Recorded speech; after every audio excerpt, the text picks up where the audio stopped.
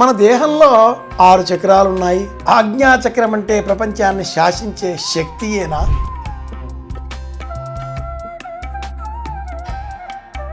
ఎవరైతే ఆజ్ఞాన చక్రం యొక్క ఉనికిని గ్రహించి జీవితాన్ని గడుపుతూ ఉంటారో, ఈ నాలుక మనకు 2 విధాలుగా అపకారం చేస్తుంది. ఎవరైతే ఖేచరీ ముద్రను సాధన చేస్తారో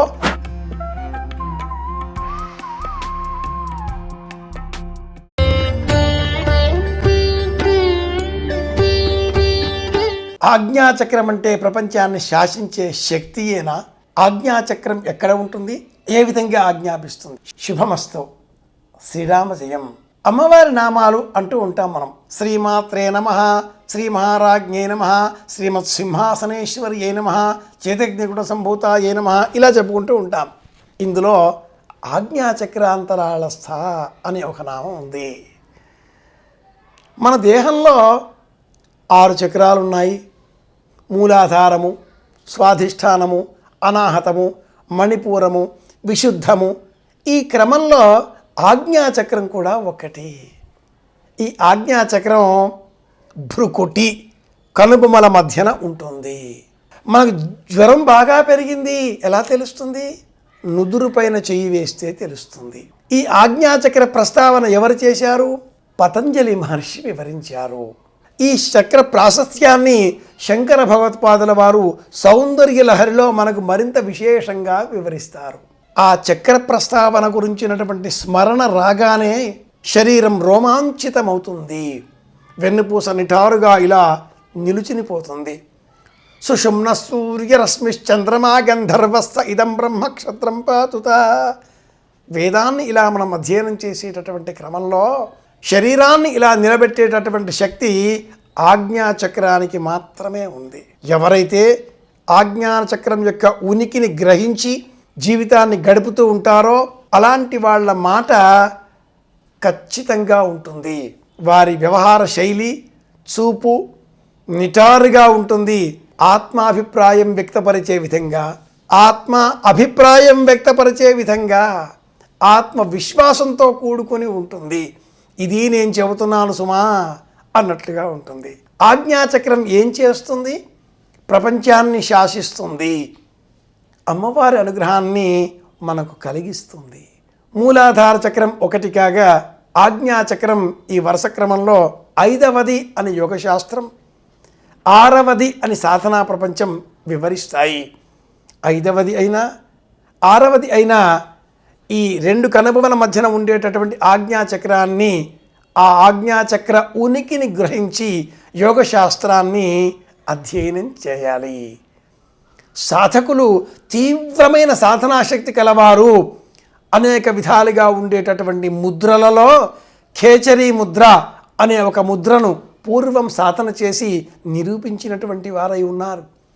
నాలికని బాగా సాగతీసి చిన్ననాట మనం ఒక ఆట ఆడేటటువంటి వాళ్ళం. నాలికతో ముక్కు చివరిని అందుకో అంటే ప్రతి వాళ్ళు ఇలా నాలిక బయటకు చాచి ముక్కును తాకే ప్రయత్నం చేసేటటువంటి వాళ్ళు. ఇది చిన్నప్పటి ఆట. ఈ ఆట అర్థం ఏమిటి అంటే ఖేచరీ ముద్ర, ఆజ్ఞాచక్ర ఉనికి.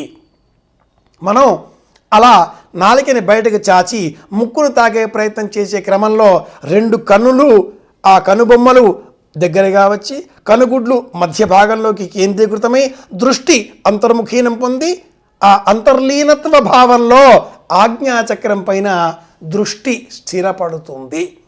ఇది ఈ ఆటలో ఉండే అంతరార్థం.